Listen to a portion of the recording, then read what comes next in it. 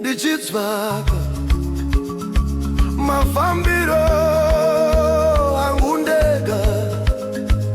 Vanhu vose vanoshamisika vachibvunza kuti uri kuenda kupi. Zvandinoita hazvinzwisisike kwavari, asi kwandiri ndizvo zvakarurama. Mudzimu wangu ndibatsirei, ndinzwe simba renyu, nditenderedzwe nenhunzi dzenyu. Vanhu vanongoti aura aura, asi ndiri kutevedzera nzira yandakazvarirwa. Mudzimu wangu ndipei simba.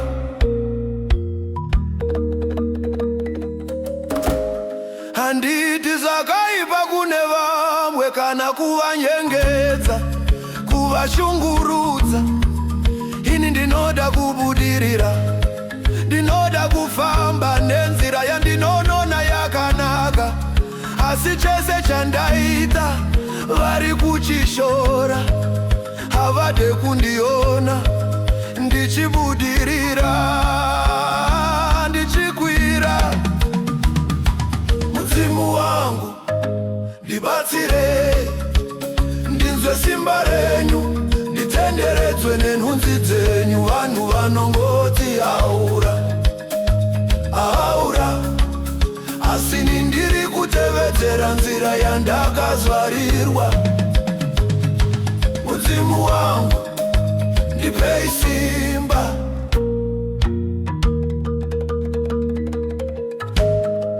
Regai nditaure chokwadi. Mweya wangu haupembedzi, ndiripo ndichifamba nemufambiro wangu. Wakafa notaurwa namadzitateguru, makuwa evo ngarege, shungu dzavo ngadzibve. Ndinomira nesuwa ndakasigirwa newe.